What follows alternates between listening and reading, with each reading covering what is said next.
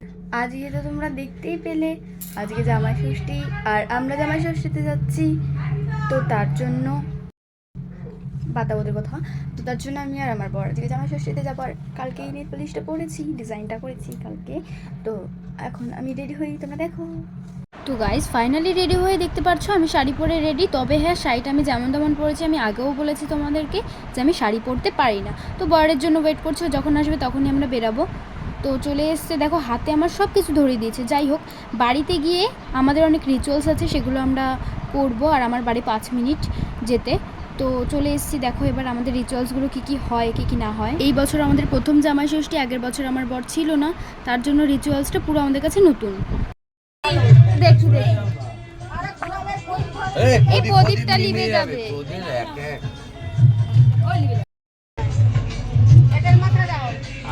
যেখানে চান করে নেবো কেন অসুবিধা ছিল।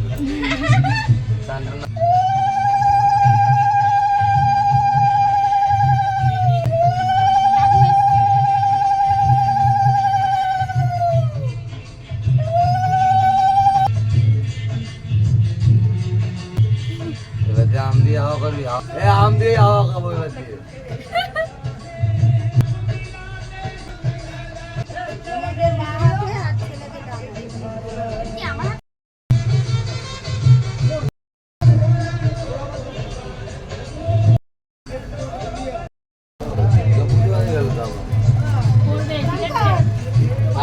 এটা আপনি করবেন, আপনাকে আমি নমস্কার।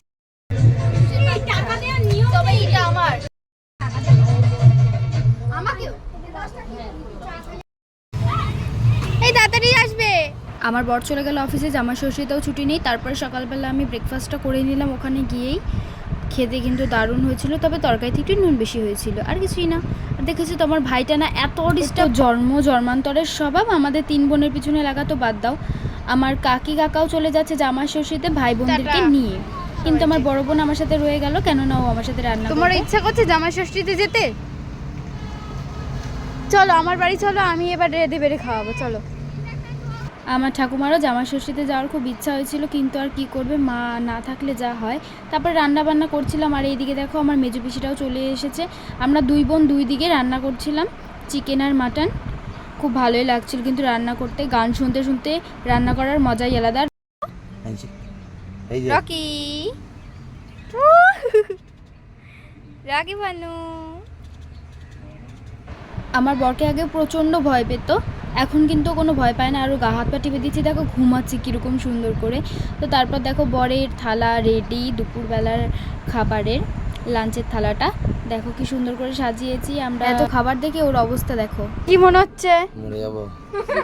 ওর খাবার দেখে নাকি মরণ মরণ অবস্থা এই গরমে। সত্যি গাইস প্রচণ্ড গরম পড়েছে। এই জামাই ষষ্ঠীতে যে এত গরম পড়বে ভাবার বাইরে ছিল। তো আমি জামাই ষষ্ঠী 2 দিন পরে ভিডিওটা দিচ্ছি। আমিও খেতে বসে গেছি। আর দেখো মাটন কষাটা না যা হয়েছিল না, মাটনটা মানে এতটা জুসি আর প্রচুর চর্বি ছিল মাংসটাতে, আরও টেস্টি লাগছিল, মানে দেখেই লোভ লাগছে জাস্ট আবারও। জামাই ষষ্ঠীতে এসে নিন্দা করছে আমার বর, পিস মটন দিয়েছে এরকম বাজে শ্বশুর বাড়ি। মা এর জন্যই তো এরকম অবস্থা, এইখানে এই অবস্থা। আবার দেশলাই ঠিক আছে। এটা হলো আমার ছোট পিসির ছোট ছেলে, এরা দুজন মিলে মারামারি করতে ব্যস্ত, আর আমরা সব কটা ভাই বোন মিলে মজা করছিলাম। ছোট বোন আর ভাই আসতে বাকি ছিল। এরকম শাহরুখ খান, এই যে সবুজ চাঁদের ভাই না ওই।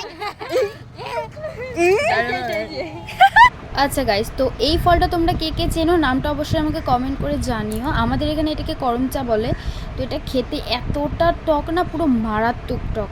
আর ততক্ষণে আমার ছোটো ভাই ছোটো বোনও চলে এসেছিলো, আর আমরা ভীষণ মজা করছিলাম, ভীষণ মজা করেছি। তোমরা শুধু দেখো, সবকটা ভিডিও তো তোমাদেরকে দেওয়া তো সম্ভব হয়নি আমার।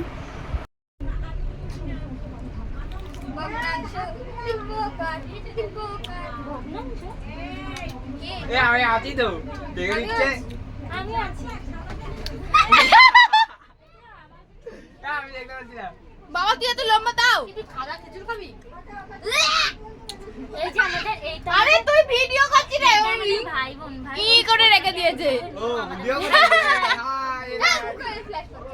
তারপর আমাদের আরেকটা ভাইকে তো ভুলে গেছিলাম, এই যে আমাদের গোপু সোনা, ও হচ্ছে আমাদের ছোট ভাই। ওকে আমি সন্ধ্যা দিয়ে দিলাম। তারপরে এই দেখো আমার ছোট পিসি আর আমার দাদু বসে আছে। কখনো আমার ছোটো পিসিকে তোমরা হয়তো দেখো নি ক্যামেরার মধ্যে, আজকে দেখে নাও। এখানে বিরিয়ানি রান্না শুরু হয়ে গেছে জোরদার কদমের রাতের। তো আর এটা হচ্ছে আমার ভাইয়ের অ্যাকোরিয়ামের মাছ। এই মাছগুলো না খুব ভীতু জানো তো, ওদেরকে একটুখানি টাচ মানে অ্যাকোরিয়ামে একটুখানি টাচ করলে এদিক ওদিক পালাতে থাকে। মাছগুলো হেবি সুন্দর, তবে একটা মাছ আমাদের মারা গেছে, এটাই দুঃখের বিষয়। তারপর আমার ছোটো পিসিরা সবাই চলে যাচ্ছে, ওদেরকে বাই বাই করে দিলাম। আমি এইটুকু বুঝতে পারি না, যখনই আমি কখনো ভালো সময় কাটাই তখনই আমার সময়গুলো হুড় হুড় করে এগিয়ে চলে যায়, কখন যে কেটে যায় জানি না। তারপর আমার পিসিরাও চলে গেল, মেজো পিসিরা। আর রাতের খাবারে দেখছো বিরিয়ানি এত টেস্টি হয়েছিল কি বলবো তোমাদেরকে। চিকেনও রয়েছে, মাটনও রয়েছে। আমি আর কোনো রিভিউ দেবো না, তোমরা শুধু দেখতে থাকো আমার খাওয়াটাই বাস, আর লোভ দিও না গাইস। আর হ্যাঁ, আমার বড় পিসির বাড়িতে একটু অসুবিধা ছিল বলে সে আসতে পারিনি, তাই তোমাদেরকে দেখাতে পারিনি। রাত হয়ে গেছে তাই খেয়ে দিয়ে ঘুমাতে চলে এসেছি। সকালবেলা ভিডিওটা অবশ্যই দেব। সকাল হয়ে গেছে আর আমার বর আমাদের সবার জন্য নানপুরি আর ঘুগনি এনে দিয়েছিল, তো সবাই মিলিয়ে খাচ্ছি। গাইস, একটা সত্যি কথা বলতে, জামাই ষষ্ঠী মানে শুধু খাওয়া দাওয়া মজা আর ফুর্তি, আর কিচ্ছু নয়। তারপর দুপুরবেলা আমি আমার বোনকে একটু হেল্প করে দিলাম, চিংড়ি মাছ ভেজে দিচ্ছিলাম। তারপরে তো সব রান্না শেষ, আমরা খাওয়া দাওয়া করতে চলে গেছি। এই যে আমার বরের থালাটা, মানে ওকে সাজিয়ে গুছিয়ে সবসময় দেওয়া হয়েছে। আর এই যে আমরা সবাই মিলে একসাথে খেতে বসবো, খুব মজা হয়েছে গাইস। দুদিন কীভাবে যে কেটে গেল বলার বাইরে। আমাদের বাড়িতে একটা মজার বিষয় ছিল, জামাই ষষ্ঠীর পরের দিন নাকি জামাইদেরকে বাজার করতে হয়। এটা হয়তো সবার বাড়িতেই হয়, আমাদের বাড়িতে নতুন নয়। তবে খুব খুব খুব মজা হয়েছিল, আর আমার বর আজকে বাজারটা করেছিল। আর এই চিংড়ি মাছের হাত কে খেতে ভালোবাসে, আমার তো খুব ভালো লাগে।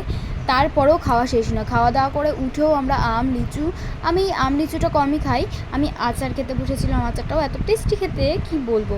খাওয়া দাওয়া শেষে ঘুমিয়ে পড়েছিলাম। তারপর সন্ধ্যাবেলা উঠে ধোসা খেলাম। ধোসা টোসা খাওয়ার পর রাত্রেবেলাও আবার খাওয়া দাওয়া করেছি, আর নাইটি পরেই বাড়ি যাচ্ছি গাছ। এত খেয়েছি আর এতটাই গরম লাগছে যে মানে আমি আর পারছি না জামা কাপড় পরতে। সবাইকে বাই বাই করে বোনের সাইকেল নিয়ে বাড়ি চলে আসলাম। গাইস, তোমার লুকটা দেখো, জাস্ট নাইটি পরে আমি বাড়িতে চলে এসেছি, তোমরা দেখতে পেলে। তো গাইস, তোমাদের ভিডিওটা ভালো লাগলে অবশ্যই লাইক কমেন্ট শেয়ার এবং সাবস্ক্রাইব করতে ভুলো না। আজকের মতো এইটুকুই। তবে হ্যাঁ, আমি পরে কয়েকটা ভিডিও শেয়ার করেছি আমাদের বাড়ি থেকে পাওয়া গিফট, আর আমরা কি গিফট দিলাম, আমাদের কয়েকটা ছবি, সব তোমরা দেখতে থাকো। বাই।